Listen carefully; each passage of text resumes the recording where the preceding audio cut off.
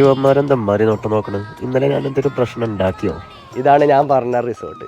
അടിപൊളിയിലെ ഇതിലൊക്കെ താമസിക്കാനുമാണ് ഒരു ഭാഗ്യം. എടാ കുട്ടി 10-15 കൊല്ലം മുമ്പ് അൻ്റെ പെരക്ക് ഇതേപോലെയായിരുന്നു.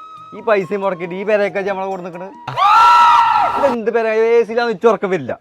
ചെങ്ങായി ഇത് മഡ് ഹൗസ് ആണ്. അന്റെ ഒലക്കാണ് ജന്തോ ഒലക്കയിലെ വർത്താനം പറയുന്നത് അവനക്ക് എപ്പോഴും ഒരു നെഗറ്റീവ് വർക്കില്ല. ഇന്നും ഇന്നലും തുടങ്ങിയതല്ല.